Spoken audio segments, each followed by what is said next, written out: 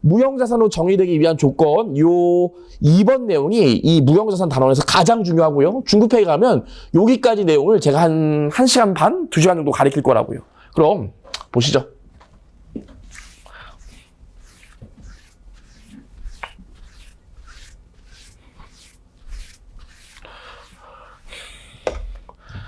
자, 그럼 일단 우리 아시겠지만 무형자산의 인식 요건을 충족해야 되는데 무형자산의 인식 요건은 뭐죠?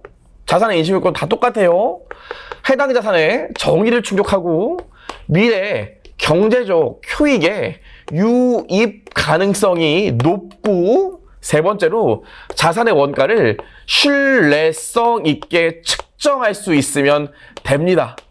근데 이 무형자산 같은 경우엔 무형자산의 정의를 충족하려면 요 세 가지를 만족해야 된다고요. 무형자산의 정의를 충족하려면 요 세 가지를 만족해야 된다고요. 첫 번째로 식별 가능성이 있어야 되고 두 번째로 자원이 통제되어야 하며 세 번째로 미래 경제적 효익이 존재해야 됩니다. 식별 가능성부터 얘기해보면 식별 가능성은 두 가지 중에 한 가지를 충족하면 돼요. 식별 가능성은 뭐냐면 분리가 가능하거나 두 번째로 계약적 또는 법적인 권리가 있으면 됩니다. 자, 분리 가능성 중에 뭐가 있냐면 여러분 옛날에 방송국, 뭐 CJ, TVN 이런 데들은 드라마 끝나고 나면 옛날엔 드라마 끝나고 나면 이 드라마 만들 때 들어갔던 돈을 그냥 비용 처리했지 자산으로 잡지 않았다고요. 만약에 태양의 후예를 찍었다. 그럼 태양의 후예 방영이 끝나고 나면 그냥 비용 처리했다고요. 근데 요즘은 이 태양의 후예 드라마 만들고 나면 요거를 자산으로 잡아놓고 있어요. 왜? 요 판권을 중국이나 동남아나 일본에서 사간다고요. 아시겠어요? 그래서 저희 태양의 후예 니네 그거 판권 좀 사가서 우리가 요즘 틀어도 될까? 그래, 자 줄게. 니네 가서 틀어. 이렇게 매각할 수도 있고요. 또 그럼 요거 우리 태양의 후예 요거 판권을 너한테 6개월 동안 임대해 줄 테니까 니네 나라에서 마음대로 틀어. 임대해 줄 수도 있고요. 그쵸? 태양의 후예 송중기랑 저희 누구야? 송혜교랑 사진 찍은 거 요것만 저기 광고할 수 있게 라이센스를 빌려줬어요. 요게 가능하면 분리 가능한 걸로 본다고요. 전혀 어렵지 않죠? 이런 얘기 보시면 되고요. 계약적 법적 관리는 이런 거 있어요, 여러분. 자, 저기 SK 이노베이션이 저기 바다를 돌아다니면서 바다에 이렇게 빨대를 꼽아본다고요. 기름이 나오나 안 나오나 빨대를 꼽아봐. 그럼 어떤 바다에 빨대를 뽁 꼽으면 기름이 뽀글뽀글뽀글 올라온다고요. 그럼 어떻게 해야 돼? 캐야 돼요? 캐면 안 돼요. 그럼 해적이랑 똑같지. 딱 꼽아서 기름이 뽀글뽀글 올라오면 그 바다를 갖고 있는 나라한테 가서 야, 우리가 캐보니까 여기 기름 나올 것 같은데 우리한테 좀 여기 탐사할 수 있는 권리를 좀 줄래? 라고 얘기한다고요. 돈을 주고. 그럼 그 나라에서 좋아. 우리 바다에서 여기 나오는 기름 니네들이 탐사해보고 기름 나오면 니네들이 개발해. 우리한테 돈 주고. 요렇게 인정을 해준다고요. 계약서를 쓴다고. 그 이후에 기름을 필 수 있는 거예요. 그래서 그런 게 뭐예요? 계약적 법적 권리죠. 그래서 요 둘 중에 하나만 만족하면 식별 가능성이 있는 걸로 봅니다. 전혀 어렵지 않죠? 그럼 우리 아까 제약회사 같은 경우에는 내가 아까 봤잖아. 한미약품 같은 경우에 임상 1단계에 들어가고 있는 제품 하나를 독일에서 팔래. 그럼 내가 매각할 수 있었잖아요. 그럼 분리 가능성이 충족된 거기 때문에 1단계 통과라고요. 어렵지 않죠? 두 번째, 자원의 통제는 뭐야? 이 해당되는 무형자산을 통해서 나만 돈 벌 수 있어야 된다고요. 이게 자원의 통제예요. 그럼 아까 한미약품 같은 경우에도 임상 1단계가 통과됐던 요 아이템 하나를 독일에서 사갔잖아. 나한테밖에 못 사간다고요. 딴 데서 못 사간다고. 그 기술력은 나한테밖에 없기 때문에. 따라오시겠죠? 그래서 요거에 대한 효익을 누릴 수 있다면 나만 요 효익을 누릴 수 있다면 요거는 자원의 통제가 되는 걸로 봅니다. 다만 요건 뭐예요? 법적인 권리가 필수적인 건 아니야. 방금도 봤지만요.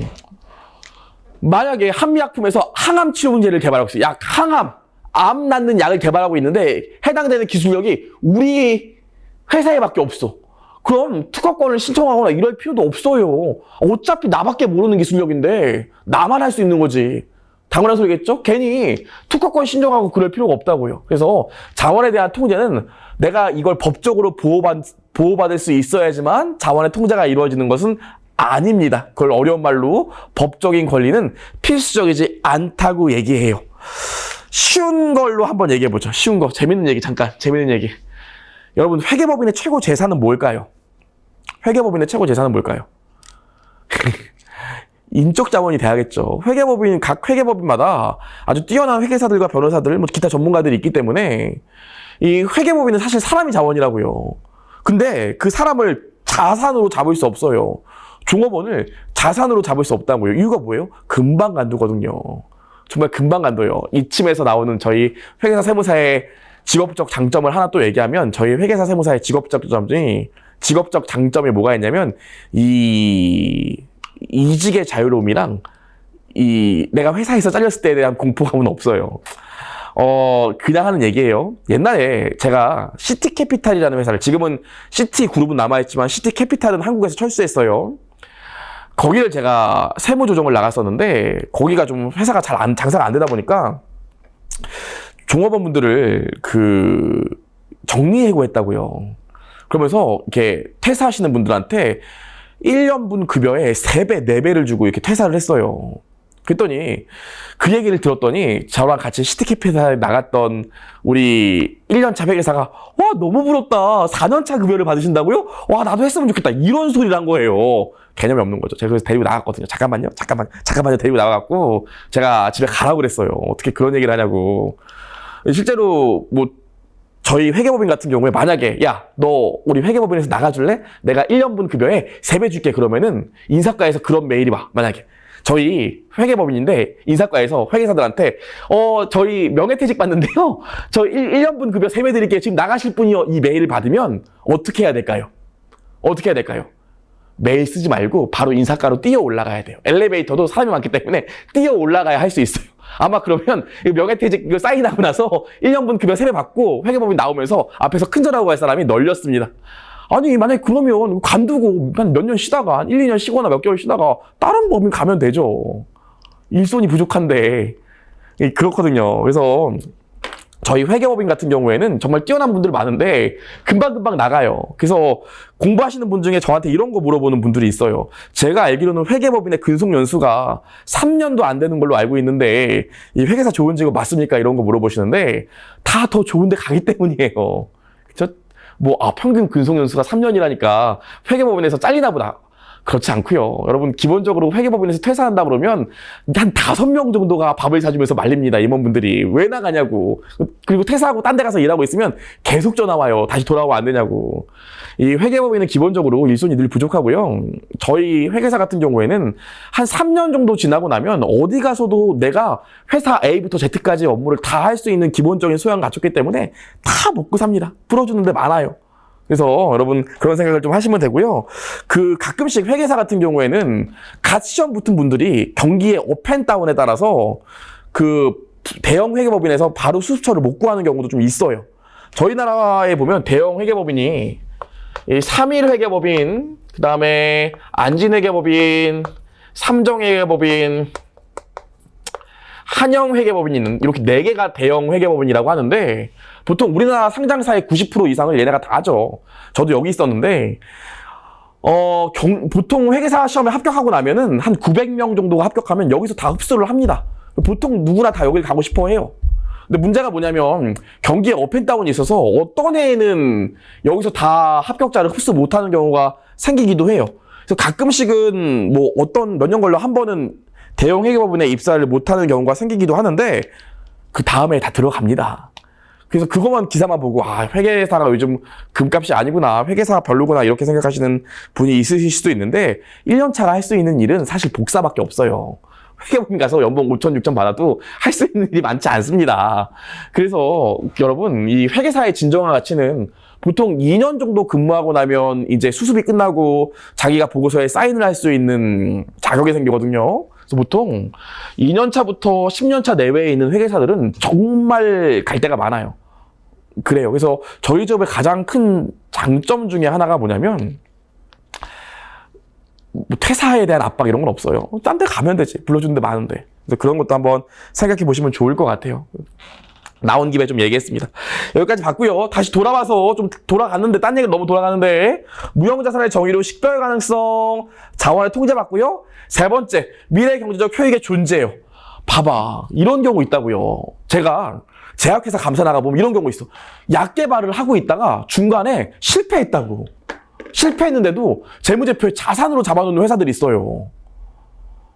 그럼 안 되겠지. 자산을 잡아놓으려면 이 자산을 통해서 미래 경제 효익이 유입돼야 돼요. 근데 이미 약 개발이 실패했으면 이걸로 돈 못 벌잖아. 그런데도 자산으로 잡아놓는 회사들이 있다고요. 그럼 그런 걸 어떻게 해줘야 돼요? 다 자산 취소하고 비용으로 돌려줘야 됩니다. 그래서 기본적으로 무형자산의 정의를 충족하려면 식별 가능성이 있어야 되고요. 통제할 수 있어야 되고 나만 쓸 수 있어야 되고 세 번째로 돈을 벌 수 있어야 돼요.